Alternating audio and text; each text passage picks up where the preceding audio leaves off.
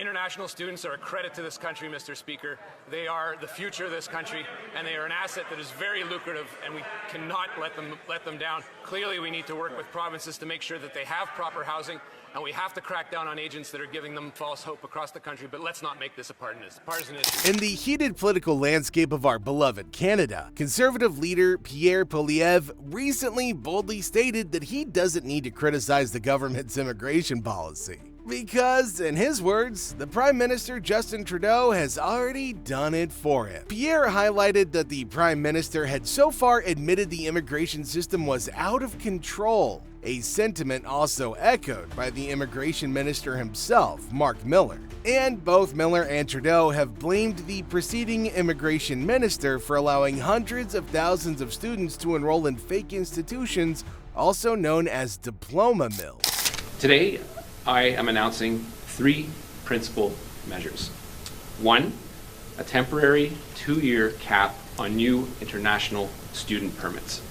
It is the latest in a series of measures to improve program integrity and set international students up for the success in order to maintain a sustainable level of temporary residence in Canada as well.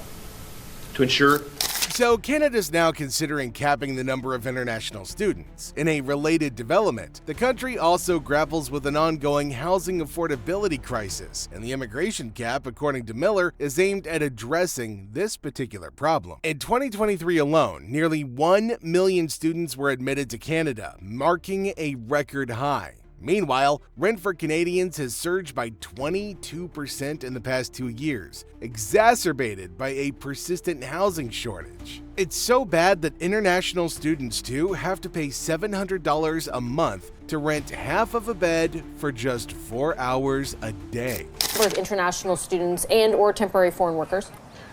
Well, it's something we're going to look at in the first half of this year, Vashi. That volume is disconcerting.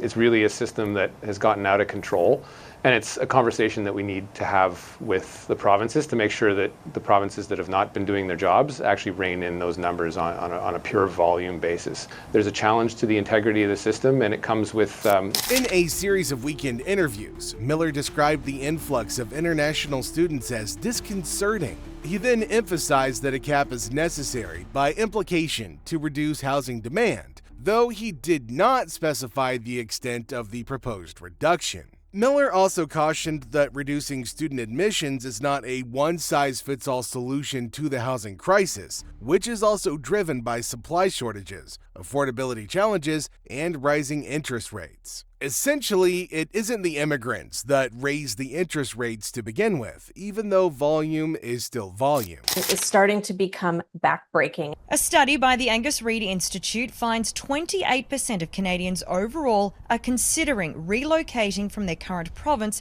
because of housing costs.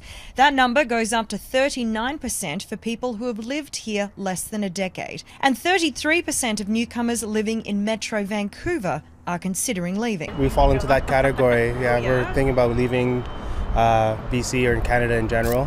And as the housing crisis continues, political pressure has been mounting on Prime Minister Justin Trudeau to address the issue. Poilievre, who is his chief political rival, stated the obvious. Trudeau simply needs to build more homes if the government is going to bring in more people. And right now, Canada is not building enough homes. The Canada Mortgage and Housing Corporation estimates that the country needs 3.5 million more housing units by 2030 to restore affordability. The government has also taken several measures, including a 2-year ban on some foreigners buying homes and a $1 billion pledge over 3 years to support affordable housing projects. So with these considerations in mind, we intend to make permanent changes to allow up to 24 hours of off-campus work for international students, with a goal of having that in place for the fall.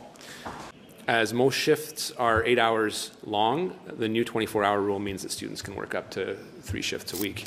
Whatever the case, balancing the issue is tricky, as a cap on admissions poses a challenge for Canadian colleges and universities, which rely on the higher tuition fees charged to international students. The number of foreign students in Canada has skyrocketed, increasing by over 195%. between 2012 and 2022. Projections indicate that the number could reach a record 1.4 million applications for study permits by 2027, up from just under a million in 2023. Meanwhile, the situation for international students in Canada has become dire, with reports of students being exploited, forced to work 20 hours a week, and living in substandard conditions. For the next 3 years, the feds say there are no plans to change immigration levels from targets previously set. Ottawa will maintain, its target of 485,000 permanent residents, as you can see there on the screen ahead of you, in 2024, and 500,000 in 2025.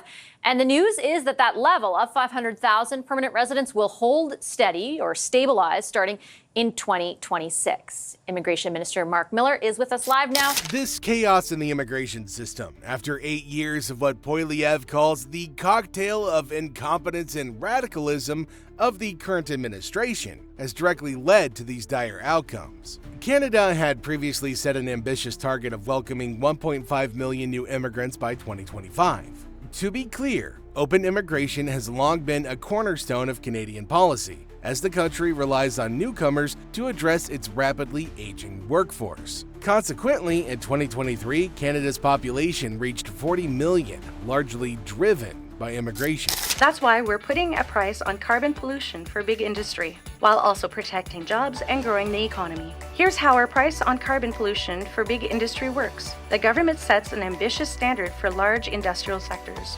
Businesses that pollute more than the standard have to pay, while businesses that find ways to pollute less earn credits they can sell to the bigger polluters. It's a system that is already at work in many provinces, Europe. In another separate debate, a crucial point was raised about the industrial carbon tax on big polluters, which has been doing the lion's share of emissions reduction in Canada. Justin Trudeau and his loyalists would love to have us believe that it's indeed a pivotal climate policy that often gets overshadowed by the more talked about consumer carbon tax. However, on the contrary, we know where Conservative leader Pierre Poilievre stands on the consumer carbon tax. But what were his thoughts on the industrial carbon tax on big oil and gas? A new report shows that Canada's climate policies are actually reducing emissions. Unambiguously, the policies that are in place are working and have been working. The modeling comes from the Canadian Climate Institute, which is independent but receives some of its funding from the federal government. And much of the success in curbing emissions is thanks to carbon pricing. Suffice it to say, according to a new analysis by the Canadian Climate Institute, Canada's carbon price could slash greenhouse gas emissions by over 100 million tons annually by 2030. Interestingly, only about 1/5 of that reduction will come from the consumer carbon price, which has been the focal point of many conservative attacks. It turns out that the industrial carbon tax on big emitters plays a much more significant role in cutting emissions. Floodings, heat waves, more and more the impacts of climate change. And faced with that, we have two options. We can bury our head in the sand, like would do Pierre Poilievre, and not do anything about it and pretend that climate change isn't there, or you can take action. And that's exactly what we're doing. But we want to do that in a way that supports Canadians, that supports small and medium-sized businesses, which is why we're returning. Environmental Minister Stephen Guilbeault has stood firm on the data and the prospects, stating that carbon pricing is the most effective way to meet Canada's climate targets. He insists that without it, he doesn't know how Canada could get there. Apparently or not, without carbon pricing, the Canadian government would need to invest billions of taxpayer dollars to achieve the same results. And as the Liberal government faced a confidence vote over carbon pricing, Guilbeault's stance was clear. Carbon pricing, including the consumer levy, is essential. The Canadian Climate Institute is Canada's leading climate research organization. We've got staff right across the country. We work in both official languages. We work with Indigenous nations and industry stakeholders. It's experts right across the country. We want to make sure that the Canadian economy prospers through this net zero transition, and we want to find ways to keep Canadian communities safe. The Canadian Climate Institute's report also concluded that existing climate policies should potentially prevent 226 million tons of emissions by 2030, which would be 1/3 of the total emissions Canada produced in 2021. Without these policies, emissions would be 40% higher in 2030. So the industrial carbon pricing system, by far, is the biggest contributor, said to prevent between 53 million and 90 million tons of emissions. In comparison, the consumer fuel levy will prevent between 19 million and 22 million tons. Rick Smith, the Institute's president, pointed out that big industry emits far more than households and small businesses, making cuts to industrial emissions significantly more impactful. This government has now been exposed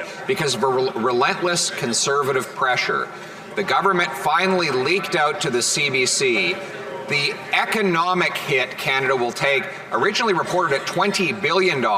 With inflation, it's $30 billion a year, or almost $2,000 for every single family in Canada, something they tried to silence the parliamentary budget officer. But despite the data and emissions, Poilievre has remained clear on one point. If elected, he'll scrap the consumer carbon pricing as it affects the common man directly. However, he's been less transparent about his plans for the industrial carbon tax. Presently, Canada's National Pollution Pricing Program currently applies only in jurisdictions without equivalent provincial policies. Provinces like Quebec, British Columbia, and Northwest Territories have their own systems for both consumers and big industry, while others rely on federal regulations. There is no cheaper way to reduce greenhouse gas emissions other than carbon pricing. It relies on markets, it's flexible.